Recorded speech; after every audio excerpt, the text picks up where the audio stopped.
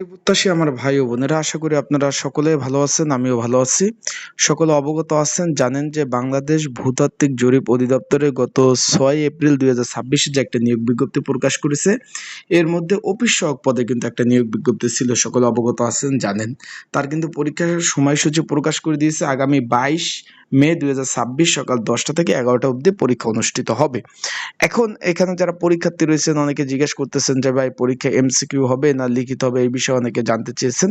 তো আজকের এই ভিডিওর মাধ্যমে সেই বিষয়ে জানিয়ে দেওয়ার চেষ্টা করবো, আসলে পরীক্ষা এমসিকিউ হবে না লিখিত হবে, বিস্তারিত সকল বিষয় এই ভিডিওর মাধ্যমে আপনারা জানতে পারবেন। আশা করি ভিডিওটা শুরু থেকে শেষ পর্যন্ত যদি দেখেন, বিস্তারিত বিষয় জানতে পারবেন এবং একটা শর্ট একটা সাজেশন রয়েছে, সেটা কিভাবে নিবেন, নিয়ে কতটুকু কমন উপযোগী হবে পড়তে পারবেন, বিস্তারিত বিষয়ে আলোচনা করব। এখন চলুন ভিডিওটা শুরু করে দিই।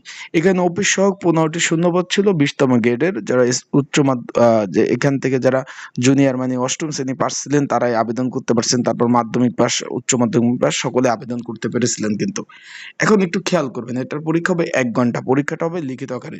তার আগে বলে দিই, আপনারা যারা আমার ইউটিউব চ্যানেলে নতুন, অবশ্যই সাবস্ক্রাইব করে লাইক বাটনটা ক্লিক করে রাখবেন। পরীক্ষা ঢাকাতে হতে যাচ্ছে।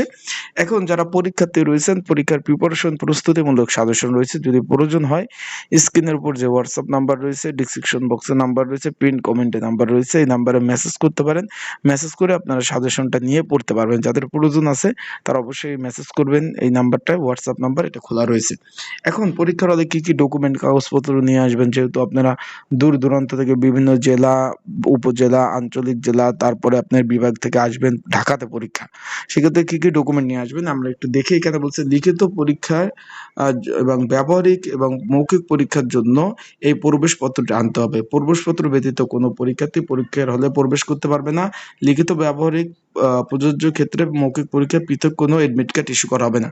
তার মানে আপনার এই একই এডমিট কার্ড দ্বারা আপনি লিখিত পরীক্ষায় পাশ করলে মৌখিক পরীক্ষা এবং জয়নিং পর্যন্ত এই এডমিট কার্ডটা প্রয়োজন হবে। সেই ক্ষেত্রে আপনাদের বলবো, যারা পরীক্ষার্থী রয়েছেন 4 থেকে 5টা আপনার কপি করে রাখবেন।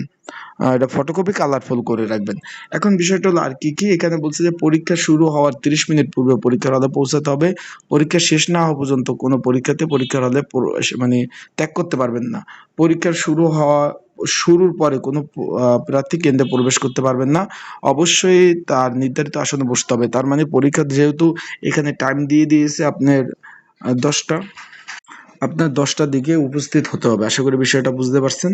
তো যারা পরীক্ষার্থী রয়েছেন, এডমিট কার্ড কলম নিয়ে পরীক্ষার হলে যাবেন। তো ভালো থাকবেন, সুস্থ থাকবেন।